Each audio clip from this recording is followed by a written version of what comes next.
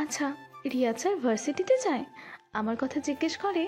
পৃথা মুখ বাঁকালো, বালিশে মাথা রেখে ভেঙচি কেটে বলল, ওসব জেনে কি করবি? তোর পেটের গোপন কথা আমাকে এখনো বলিসনি। প্লিজ প্লিজ বল না বেবি। ত্রিধার কণ্ঠ অধৈর্য। পৃথা ভেঙচি কেটে ফোন ঘাঁটতে লাগলো। আচ্ছা সব বলবো, তার আগে কথা দে সব শুনে হার্ট ফেল করবি না। পৃথার অজানা কৌতূহলে চোখ মুখ চকচক করে। সে ঝটপট উঠে বসে বলল, করব না। ত্রিধা গলা ঝাড়ল, লজ্জায় মস্তক নত করে হাসফাস কণ্ঠে বলল, নবীন বরণে স্যার আমার গালে হামি খেয়েছে দোস্ত। আমি? অত্যন্ত থমথমে স্বরে বলল পৃথা। ত্রিধা লজ্জায় আড়ষ্ট হয়ে মাথা ঝাঁকিয়ে বলল, হ্যাঁ খাঁটি বাংলায় চুমু। আমি তো লজ্জায় পারি না সেখানেই মরে যেতে। স্যারও নিজের কাণ্ড বুঝতে পেরে আমাকে ছেড়ে দূরে সরে যায়। আমি কুল কিনারা পাচ্ছিলাম না, কি করব। লজ্জায় ইচ্ছে করছিল সেখানেই জ্ঞান হারাই। এই মুখ কিভাবে স্যারকে দেখাবো ভাবলেই শিরশির করে ওঠে দেহটা। মনে হচ্ছিল ফ্লোর খুলে ভেতরে ঢুকে পড়ি, কিন্তু ও সময় সেসব না করে এক দৌড়ে পালিয়ে বাসায় চলে আসি। সেই থেকে মায়ের ভাষায় আমি উন্মাদ হয়ে গেছি। পৃথা স্তব্ধ চোখে হাঁ করে আছে। ত্রিধা মিটিমিটি হাসলো, বলল, বিশ্বাস কর, আমিও বিশ্বাস করতে পারছিলাম না স্যার ওসব করবে আমাকে ডেকে। সেই বিষয় কাটিয়ে উঠতে পারিনি বলেই আমি নিজেকে রুমে আটকে রেখেছি। এরপর গুটি কয়েকদিন পরে আবারও আমাকে বিস্মিত করে দিল রিয়াদ স্যার। আমি কথা বলার ভাষা এবার পুরোপুরি হারিয়ে ফেললাম। আমার এখনও বিশ্বাস হচ্ছে না পৃথা, মনে হচ্ছে সব কল্পনা। ভার্সিটিতে গেলেই উধাও হয়ে যাবে সব, তাই ঘরবন্দি আমি। আরেক দফা বিস্মিত করে দিয়েছিস। নবীন বরণের পর তো আর ভার্সিটি যাসনি। স্যার তাহলে তোকে বিস্মিত করলো কিভাবে? ঘর থেকেও তো বের হলে না, দেখা হলো কিভাবে? ফোনও তো অফ। পৃথার মাথা এলোমেলো হয়ে যাচ্ছে। ত্রিধা ঠোঁট টিপে টিপে হাসলো, বলল, দুদিন আগে আমাকে পাত্রপক্ষ দেখতে এসেছিল জানিস। পৃথা চটপট জবাব দিল। হ্যাঁ, কিন্তু কথাটা বলেই মেয়েটা হকচকিয়ে ওঠে। চোখ বড় বড় করে ত্রিধার দিকে তাকিয়ে দেখলো লাজুক ভঙ্গিতে হাসছে ত্রিধা। দুহাতে মুখ ঢেকে নিঃশব্দে দেহ কাঁপিয়ে হাসছে। পৃথা উত্তেজনায় চেঁচিয়ে ওঠে, কি? তার মানে আঙ্কেলের বসের ছেলেই রিয়াদ স্যার? স্যারের কথাই কি তুই শাড়ি পরে সাজগোজ করেছিস? ত্রিধা বারবার মাথা ঝাঁকালো। পৃথা আন্টির কথা দুয়ে দুয়ে চার মিলিয়ে দৌড়ে এলো ত্রিধার নিকট। আকস্মিক কাণ্ডে মৃদু ভয় পেল মেয়েটা। পৃথা উত্তেজনায় ধরফর করে বলল, স্যার? স্যার তোকে দেখতে এসেছে? স্যার কি আগে থেকেই জানতো আঙ্কেলের মেয়ে তুই? এতদিন মজা নিয়েছে, এখন তুই তাহলে রাজি হচ্ছিস না কেন? আমি তো চার পায়ে রাজি, শুধু লজ্জায় আগ বাড়িয়ে মাকে বলতে পারছি না। জানিস তো বেলাজ মনে করবে, লজ্জা শরম নেই মেয়েটার। যদি বলি আমি রাজি, এখনই ডাকো কাজী। শুধু ঢং করছি যে আমি মোটেও এতটা আগ্রহী নই। কিন্তু সত্যি এটাই, রিয়াদ জান যেদিন দেখতে এসেছিল সেদিন জোর করে বিয়ে করলে আমি লাফিয়ে ওর কোলে চড়ে বসতাম। বলেই মুখ ঢাকলো ত্রিধা। মনে পড়ল রিয়াদ স্যারকে পাত্রবেশে দেখার মুহূর্তটা। মায়ের জোরাজুরিতে কোনো মতেই সে বের হবে না রুম থেকে। রাগে একাই বাসায় মাথা তুলে ফেললো। ঠিক সেই সময় আকস্মিক শুনতে পেল তার কাঙ্ক্ষিত পুরুষের মিহি কণ্ঠ। ত্রিধা, শুনতে পাচ্ছ? বাইরে আসবে না? তোমাকে না দেখেই ফিরে যেতে হবে। আমি পাত্র রিয়াদ মাহমুদ বলছি, ভার্সিটির অধ্যাপক। তোমাকে বিয়ে করার প্রস্তাব নিয়ে এসেছি। ফিরিয়ে দিবে এইভাবে? বের হবে না? চমৎকার এই কথাগুলো শুনে কিছুক্ষণের জন্য থমকে গিয়েছিল ত্রিধা। হতভম্ব চমকানো দৃষ্টিতে তাকিয়েছিল দরজার দিকে। বন্ধ দরজার দুপাশে দুটি নরনারী, যাদের চোখে তৃষ্ণায় এতদিন খরা জন্মেছে। একে অপরকে দেখার কত আকাঙ্ক্ষা। রিয়াদ স্যার নিজের ইচ্ছায় এত নিকটে এসেও ত্রিধা দেখতে পারবে না। মেয়েটা থ বনে যায়, উত্তেজনায় হাত পা কাঁপছে, কপালে বিন্দু বিন্দু ঘামের দেখা। সবই যেন বুঝলো স্যার। মৃদু হেসে ফের বলল, অপেক্ষা করছি আপনাকে দেখার। এই কয়েকদিনের চোখ হৃদয় সবই খরায় জর্জরিত। আপনি দয়া করে দর্শন দিয়ে আমার তৃষ্ণার্ত চোখ বুককে শান্ত করুন। দ্রুত বেরিয়ে কাছে আসুন। অনেক হলো দূরে দূরে থাকা, এখনই সময় কাছে আসার, আর দূরে নয়। ত্রিধা লজ্জায়, আনন্দে এবং উত্তেজনায় কুল পাচ্ছিল না কি করবে। হালকা ঢোক গিলে ঝটপট কাবার থেকে সবগুলো শাড়ি বের করে রুমে এলোমেলো করলো। আয়নায় নিজের গায়ে প্রতিটা শাড়ি জড়িয়ে সে কনফিউজড হয়ে যায় কোনটা পরলে সুন্দর লাগবে তাকে। পরিশেষে মেরুন রঙের জামদানি শাড়ি পরে হালকা সেজে বেরিয়ে আসলো। মায়ের সঙ্গে গিয়ে তার ব্যক্তিগত পুরুষের সামনে বসতেই হাঁসফাঁস করে ওঠে। রিয়াদের তীক্ষ্ণ দৃষ্টি দূর থেকে তাকে কাঁপিয়ে তুলে। সে বুঝতে পারে স্যার ওই অসভ্য আঁখি দিয়ে তাকে গিলে খাচ্ছে। টুকটাক কথা শেষে একান্ত কথা বলার সুযোগ চায় রিয়াদ। বাদ সাধে না কেউ। মেয়ের বাবা মায়ের অমত নেই, কিন্তু ত্রিধার পা হিম হয়ে আসে। খুব কষ্টে বেলকনির কর্নারে দাঁড়িয়ে রয়। রিয়াদ স্যার সামনে রমণীকে গাঢ় চোখে দেখে বলে ওঠে, বিয়েতে তোমার কোনো অমত আছে? আশা করি নেই। যদি ভুলেও অমত থেকে থাকে তাহলে নবীন বরণের দিনের মতো অপ্রত্যাশিত ঘটনা ঘটবে। বুঝতে পেরেছ? ত্রিধার বুক কাঁপছে। সে খামচে ধরল শাড়ির আঁচল। রিয়াদ স্যার সবই পর্যবেক্ষণ করে এগিয়ে গেল তার নিকট। মাঝের সমস্ত দূরত্ব ঘুচিয়ে ফেলল। স্যারের উত্তপ্ত নিঃশ্বাস উপচে পড়ছে তার মুখে। ভয়ে চোখ বন্ধ করে নেয় ত্রিধা। রিয়াদ স্যার মুখ এগিয়ে নিল মেয়েটার কানের নিকট। ফিসফিস করে বলল, তোমার কথাই সত্যি হচ্ছে মেয়ে। তুমি বলেছিলে আমার পাশের বালিশ দখল করবে, আমার 4 নম্বর বাচ্চার জননী হবে। ওকে ফাইন, দেরিতে হলেও এবার সত্যি সত্যি হতে যাচ্ছ। বলে এ ঠোঁট কান থেকে সরিয়ে আনলো। নাকে নাক ঘষে অধর বাঁকিয়ে হাসলো। ত্রিধা চোখ বন্ধ করে নিঃশ্বাস আটকে রেখেছে। দু হাতে শাড়ি খামচে ধরে ঘন ঘন শ্বাস ফেলছে। তা লক্ষ্য করে স্যার হাসলো। মেয়েটার এই রূপ তাকে পাগল করে দিচ্ছে। আর কিছুক্ষণ এখানে থাকলে সে কন্ট্রোল হারিয়ে ফেলবে। যদি নিজের নিয়ন্ত্রণ রক্ষা করতে না পেরে ভুল কিছু করে বসে, সেই ভয়ে দূরে সরে বেরিয়ে গেল। বিয়ের পরে না হয় উজাড় করে আদর করবে। ছোট্ট করে যাওয়ার আগে বলেছিল, হবু স্বামী হিসেবে নয়, স্যার হিসেবে বলছি। বাধ্য ছাত্রীর মতো আর ফাঁকি দেওয়া চলবে না। অনেক হলো ফাঁকি ঝুঁকি। ক্লাসে অ্যাটেন্ড করবে কাল থেকে। সুন্দরী ছাত্রী ক্লাসে না দেখলে পড়ানোর মুড থাকে না, বোরিং ফিল হয়। বলেই চলে গেল, কিন্তু রেখে গিয়েছিল অনবরত ঘামতে থাকা ত্রিধাকে। অজানা শিহরণে মেয়েটা নিজেকে সামলাতে পারছিল না। লজ্জায় স্যারের কথাও রাখতে পারেনি। সে ক্লাস তো দূর, রুম থেকে বের হয়নি। খুশিতে উত্তেজনায় আরও নিজেকে বন্দি রাখে কক্ষে। তার চিৎকার করে বলতে ইচ্ছে হয়, রিয়াদ স্যার, খুব শীঘ্রই আপনি শুধু ত্রিধার। আপনার পা থেকে মাথা পর্যন্ত এই আমার। সব সব সব শুধুই ত্রিধার অধিকার। রিয়াদ স্যার, অন্য নারীর সঙ্গে এই জিনিসের ভাগ হবে না আজীবন। পৃথার কিল খেয়ে ভাবনার জগৎ থেকে ফিরে এলো ত্রিধা। এলোমেলো দৃষ্টি ফেলে দেখলো পৃথা হাঁ হয়ে আছে। গড়গড় করে বলল, আন্টিকে তাহলে জানিয়ে দে। তবে বিয়ে খাচ্ছি, তাই তো? ওইদিকে রিয়াদ স্যারের উতালা হয়ে আছে। আজকে আমাকে জিজ্ঞেস করেছে তোর কথা, কিন্তু এসব বলেনি ওই বদলোক। সত্যি? হুম। আমার লজ্জা করছে দোস্ত। এখন স্যারকে দেখলেই আমার কাঁপাকাঁপি শুরু হয়। এমনকি ফটো দেখলেও আমার বুক কাঁপে। সে কী ধারালো দৃষ্টি! ভয়ে অসাড় হয়ে যায়। আমি কিভাবে ভার্সিটি যাব পৃথা? স্যার যদি রেগে কিছু করে বসে? শুনেছি প্রতিদিন বাবাকে চাপ দিচ্ছে রিয়াদ স্যারের বাবা আমার মতামত কি জানার জন্য। রাজি থাকলে দ্রুত বিয়ে সেরে ফেলতে চান। কিন্তু আমার না লজ্জা করছে। আগে মজা করলেও এবার সত্যি সত্যি স্যারের বউ হব ভাবলেই গা শিওরে উঠছে পৃথা। স্যার যখন আদর করবে তখন তখন কি করব? হ্যাঁ, আমি তো মরেই যাবো দোস্ত। পৃথা ফোঁস করে নিঃশ্বাস ফেল। শালা পল্টিবাজ মেয়ে কোথাকার। পৃথা মনে মনে ভাবল, সব বন্ধুদের আজই সে সব বলে দিবে। একটা কথাও চেপে রাখা যাবে না, কারণ কিঞ্চিত পরিমাণ কথা গোপন রাখলেই তার পেট ব্যথা শুরু হয়ে যায়।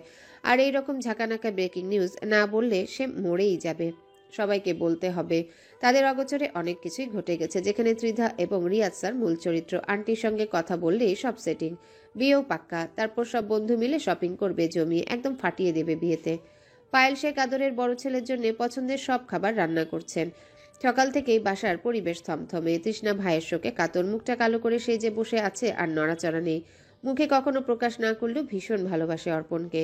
লাইফের সব কঠিন মুহূর্তে অর্ণব পাশে দাঁড়ায়। তার জন্য চকলেট, প্রিয় রঙের জামা, জুতা এবং কোচিনেও দিয়ে আসতো। কিন্তু অর্পণ অসম্ভব।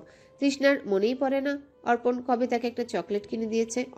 অর্ণব যতটা কেয়ারফুল, ঠিক ততটাই অর্পণ সব ব্যাপারে কেয়ারলেস। রাত হয়েছে অনেকটা। অর্ণব ব্যাগ গুছিয়ে স্বস্তির নিঃশ্বাস ফেলল। মায়ের করা বাক্য ফু দিয়ে উড়িয়ে দিতে পারে না সে। ওনার কথা মতো টুকটাক জিনিস প্যাক করতে করতে জীবন শেষ। ব্যাগপত্র হয়েছে এক গাদা। অর্ণব হাত মুখ ধুয়ে নিল। বারান্দায় গিয়ে ফিরে তার শখের গাছগুলোর টবে পানি দিয়ে ডাকলো তৃষ্ণাকে। মেয়েটা এলোমেলো পায়ে এসে বলল, কি হয়েছে ভাইয়া? অর্ণব ক্যামেলিয়া অর্কিড এবং গাঁদা ফুলে পানি দিয়ে রুমে গেল। এখন শীতকাল, এই শীতের মৌসুমে বিভিন্ন বাহারের ফুল তাদের রূপে ফুটে ওঠে, দেখতেও চমৎকার লাগে। অর্পণ ছোট থেকেই শৌখিন, দক্ষ এবং ট্যালেন্টেড বয়। পরিপাটি ও গোছানো থাকতেই স্বাচ্ছন্দ্য বোধ করে। এসব ছোট্ট ছোট্ট অসাধারণ গুণের জন্য সবাই ভীষণ ভালোবাসে তাকে। কাজিন মহলে একটা নামই জলজল করে, তা হলো অর্পণ শেখ। গুণে গুণীবান ছেলে, যে সর্বদা দেশ এবং প্রিয় মানুষদের জন্য জীবন দিতেও প্রস্তুত। অর্পণের সঙ্গে তার দা কুমড়া সম্পর্ক হলেও এই প্রিয় মানুষের জন্য জীবন দেওয়ার ব্যাপারটা শুধু মিলে, এই এক জায়গাতেই নো কম্প্রোমাইজ। আমি চলে গেলেও গাছগুলো কোনো ক্ষতি যেন না হয়। প্রতিদিন যত্ন করে ওদের আগলে রাখবি, মনে করবি ওদের মাঝে আমি লুকিয়ে আছি। অর্ণবের মাথার চুল বড় হয়ে গিয়েছিল, আজই একদম ছোট করেছে। সেগুলোই হাত চালাতে চালাতে বলল। তৃষ্ণা মাথা দুলিয়ে আশ্বস্ত করলো। চিন্তা নাই ভাইজান। পায়েল শেখের রান্না শেষ, তিনি হাঁক ছেড়ে ডাকলো। দুই ভাই বোন চলে গেল ড্রয়িং রুমে। অর্ণবের প্রিয় গরম গরম শিং মাছের ঝোল, রুই মাছের মাথার মুড়ি ঘন্ট আর গরুর মাংস সামনে রাখলেন। অর্ণব হাসলো মায়ের পাগলামি দেখে। জামিল শেখকে না দেখতে পেয়ে জিজ্ঞাসা করে, আব্বু কই, বাসায় নেই? পায়েল শেখ না সূচক মাথা নাড়ল। প্লেটে চিকন চালে সাদা ভাত আর চ্যাপা শুটকির ভর্তা দিয়ে বললেন, জানিসই তো রাজনীতি করে, কোথায় যেন মিটিং আজকে, সেখানেই খেয়ে ফিরবে। তুই নিশ্চিন্তে খা বাবা। অর্ণব প্রতিটা খাবারের নিকট ঝুঁকে ঘ্রাণ নিতে নিতে লম্বা শ্বাস নিল। মুখে আহ কি মিষ্টি ঘ্রাণ বলেই হাসলো। অতঃপর জিজ্ঞাসা করে, শেষ দিনটা অর্পণকে ছাড়া খাবো? ও কোথায়, কল করে আসতে বলো। পায়েল শেখ নাক মুখ কুচকে দরাজ গলায় বলল, আসতে বলিনি? ওর কি এসবের চিন্তা আছে? জিজ্ঞেস করে দেখ জানে কি না। তুই কবে যাচ্ছিস? ফাজিল ছেলে বানিয়েছিলাম আমি, একমাত্র বড় ভাই কাল ভোরে চলে যাবে তাও খেয়াল নেই। আছে শুধু বাদরামি করার ধান্দায়। তুই খা বাপ, আমি নিজের হাতে খাইয়ে দিই। অর্ণব মায়ের আহ্লাদে হাসলো, বলল, এখনো ছোট নেই আম্মু, এত বড় হয়ে গেছে। তুমি বসে থাকো, আমি খাচ্ছি। না বাপ, একটু খাইয়ে দিই। অর্ণবের কিছু বলার আগে তৃষ্ণা গপ গপ খাওয়া থামিয়ে চিল্লিয়ে বলল, আম্মু, কোনোদিন তো আমাকে খাওয়িয়ে দাও না। সব ভালোবাসা আদর শুধু ভাইয়ার জন্যই। অর্ণব হেসে উঠে বোনের মাথার চুল এলোমেলো করে দিয়ে বলল, পাগলি মেয়ে, কে বলেছে কেউ তোকে ভালোবাসে না? আমরা সবাই তোকে ভালোবাসি। বলেই তৃষ্ণাকে এক পলক দেখে নিল। মেয়েটা অর্ণবের গাল টেনে চুপচাপ খাওয়ায় মন দিল। অর্ণব আপন মনে তাকিয়ে রয়। সেই ছোট্ট বোনটা ধীরে ধীরে বড় হয়ে যাচ্ছে। পায়েল শেখের কথায় ঘোর ভাঙল। সামনে প্রতিটা লোভনীয় পদ দেখে লোভ সামলাতে পারল না। ক্ষুধায় পেটে ইঁদুর দৌড়াচ্ছে তার। চটপট খাওয়া শুরু করে মায়ের প্রশংসায় পঞ্চমুখ হলো। উফ মা, তোমার হাতের রান্না কি বলবো, লাজবাব। এই কয় মাস খাবার খাই একদম লোভী বানিয়ে দিচ্ছ। কাল থেকে তো ওসব ভাজা পোড়া পেটেই শোবে না। এতক্ষণে পায়েল শেখের হাসি হাসি মুখ মুহূর্তেই চুপসে গেল। ওড়না মুখের সামনে এনে ভরে ওঠা চোখ ছলছল করে তাকায়। মায়ের ফুপানি আওয়াজে অর্ণবের মনে পড়ল নিজের বলা বাক্যের কথা। তৎক্ষণাৎ উঠে দাঁড়িয়ে হন্তদন্ত হয়ে বলল, আম্মু, বাচ্চাদের মতো কাঁদছো কেন? প্রতিবার বাচ্চামো করো। আমি কি এখনো ছোট? চাকরিতে যখন গিয়েছে তখনও দেশের জন্য লড়াই করব। আমাকে ফিরতেই হবে। মায়ের আঁচলে মুখ লুকিয়ে থাকলে চলবে না। ওসব কাপুরুষের কাজ। আমি অন্তত কাপুরুষ নই। তোমাদের ইমোশন গায়ে মাখলে কাজ হবে না আম্মু, বরং পদে পদে দুর্বলতা নিয়ে আঘাত হানবে শত্রু দল। কারণ মানুষের বড় শত্রু হচ্ছে তাদের দুর্বলতা। পায়েল শেখ তবুও নিজের মনকে বুঝাতে পারল না। হু হু করে কেঁদে চলে গেল বারান্দায়। অর্ণব ফোঁস করে নিঃশ্বাস ফেলল। অর্ধ খাওয়া ভাতের প্লেট সেভাবেই রেখে উঠে গেল বেসিনে। তৃষ্ণার কান্না পাচ্ছে। সে আকুল গলায় বলল, ভাইয়া খাবে না? পরে খাবো, তুই না খেয়ে উঠিস না। কুয়াশায় আচ্ছন্ন ঢাকা সম্পূর্ণ শহর।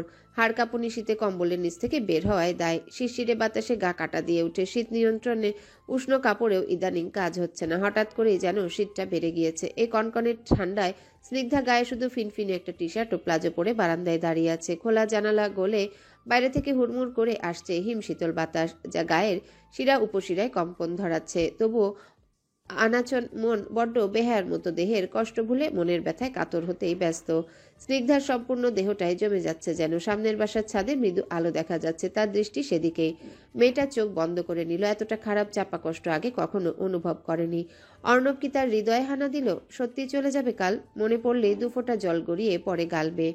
শীতে ঠকঠক করে কাঁপতে থাকা হাত দুটি বুকে চেপে ধরল, রক্তশূন্য ঠোঁট দুটি বিড়বিড় করে কিছু বলতেই উপস্থিত ঘটে মিষ্টির।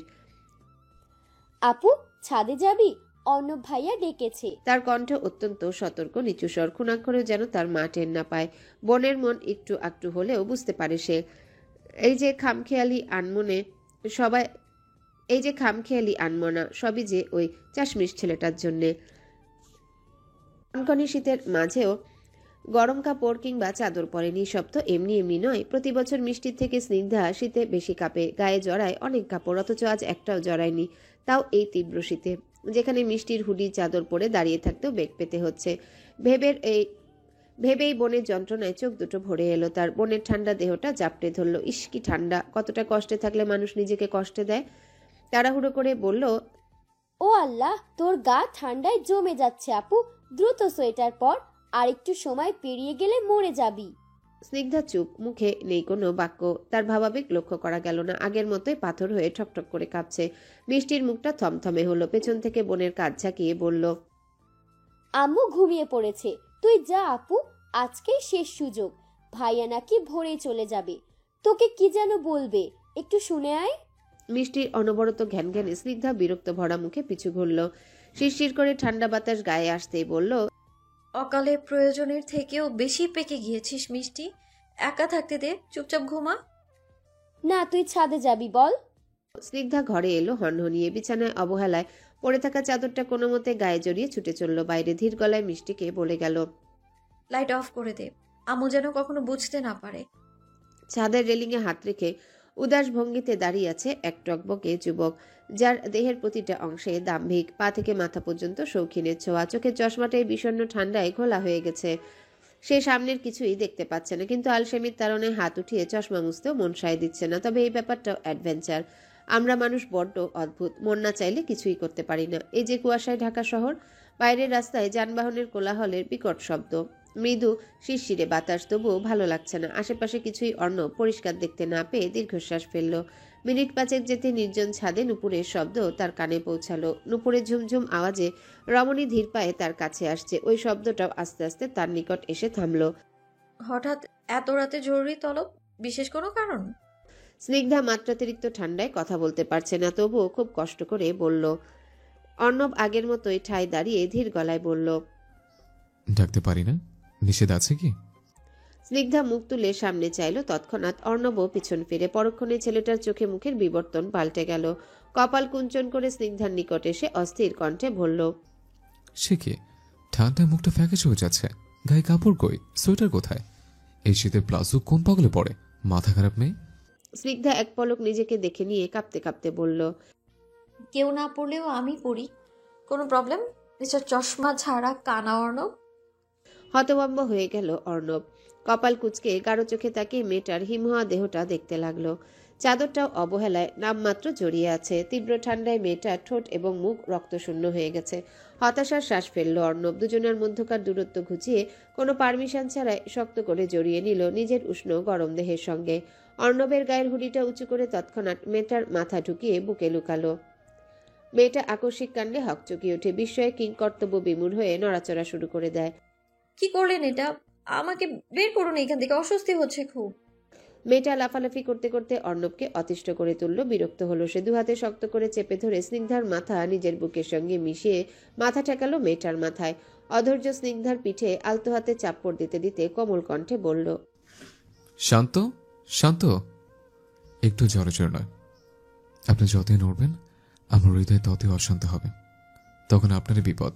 এই নির্জন নিঃশব্দ রাতে টকবক এক যুবক মানবীর অগোচরে অনেক কিছু ঘটিয়ে ফেলতে পারে। আপনার স্পর্শে এলোমেলো হতে পারে। সো কুল থাকুন, আমার বুকে খাপটি মেরে পড়ে থাকুন, আমি একটু প্রশান্তি অনুভব করি। হ্যাঁ, বলেই অর্ণব স্নিগ্ধার কোমরে ঝুলতে থাকা লম্বা চুলের আগায় হাত বুলালো। অর্ণবের প্রতিটা হৃদয় কাঁপুনি কথায় তার নড়চড় অজান্তেই বন্ধ হয়ে যায়। সে ঠান্ডা হাত দুটো দিয়ে হুডির ভেতর থেকে অর্ণবের কাঁধ খামচে ধরল। অনুভূতির জোয়ারে ভেসে চুপটি করে রইল অর্ণবের বুকে। তৎক্ষণাৎ অতিরিক্ত খুশিতে স্নিগ্ধার গালবে উপচে পড়ে দুফোঁটা জল। সে খুশিতে আজ পাগল হয়ে যাবে। খুব খুব উন্মাদ। নির্লিপ্ত ভঙ্গিতে অর্পণ মাঝরাতে বাসায় ফিরল। জামিল শেখ বাদে সবাই তখন গভীর ঘুমে। অর্ণবও মাত্রই ঘুমাতে গিয়েছে। প্রায় ঘন্টাখানেক ছাদে স্নিগ্ধার সঙ্গে গল্প করে কাটানোর পর সে ফিরে আসে। এই সামান্যতেই মেয়েটার ঠান্ডা লেগে যাবে এটাই কোনো সন্দেহ নেই। তীব্র শীতে ঠকঠক করে কাঁপছিল। মেয়েটাকে অল্প সময় পরে রুমে যেতে বলে। অর্ণবের মনে বিস্তৃত ইচ্ছা থাকলেও বেচারা নিরুপায় হয়ে দমিয়ে রেখেছিল সব, শুধু কিছুক্ষণ নিজের সঙ্গে জড়িয়ে রেখেছিল এই যা। মেয়েটায় লজ্জায় মাথা লুকিয়েছিল তার বুকে। এরকম অনুভূতি দুজনার জীবনে এই প্রথম এলো। কখনো ছেলেদের সাথে না মিশা স্নিগ্ধাও প্রেমের জোয়ারে ভেসে যাচ্ছে। ইন্ট্রোভার্ট ছেলে অর্ণব আজকাল ভেতরে ভেতরে অশান্তি ও হাসপাসে ভুগছে। সে জানে না কেন এমন হচ্ছে, শুধু জানে মেয়েটার মাঝে আলাদা মায়া আছে যা তাকে অদৃশ্যভাবে টানে।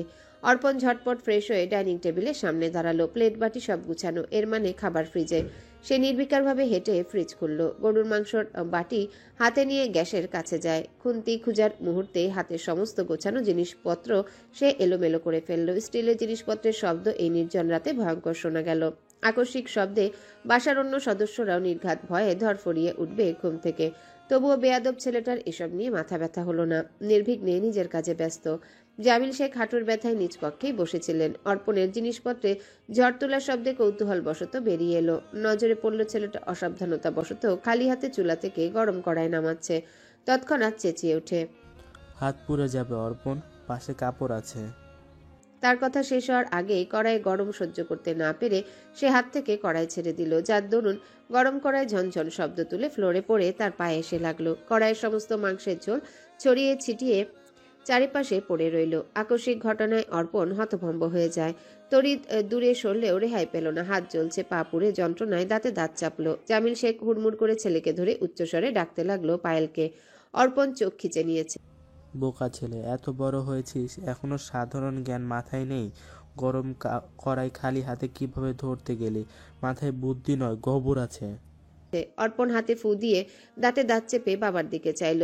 কেমন ভাব হয়েছে? শ্বশুর আবার বসে তাগড়া ছেলেকে দিয়ে এই মধ্যরাতে খাবার গরম করাও।